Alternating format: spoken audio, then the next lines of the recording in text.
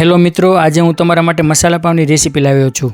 જે તમે જોઈ રહ્યા છો તે મસાલા પાવ કહેવાય। તો એ તે કઈ રીતે બને છે એ તમને જણાવું છું, અને તમારા પસંદનું કયું ફૂડ છે એ પણ કોમેન્ટમાં જણાવજો, અને આ વિડીયોને લાઈક અને શેર પણ કરજો। થોડા પ્રમાણમાં ઓઇલ લેવામાં આવશે, ત્યાર પછી આદું, લસણ અને મરચીની પેસ્ટ, જેને 5 મિનિટ માટે તેલમાં ફ્રાય કરવાની રહેશે।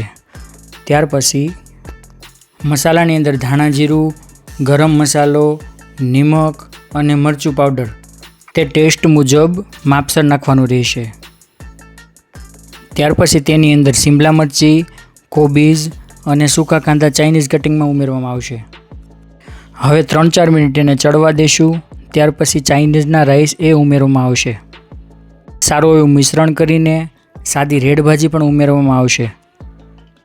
ત્યાર પછી બ્રેડના નાના એવા ટુકડા કરીને એને પણ મિક્સ કરવામાં આવશે। સારું એવું મિશ્રણ કરીને તેના ઉપર લીલા કાંદા અને લીલા ધાણા પણ નાખવામાં આવશે। તો મિત્રો, આ મેનુ આપણું તૈયાર થઈ ગયું છે। આપને પણ કેવું લાગ્યું એ કોમેન્ટમાં જરૂર જણાવજો।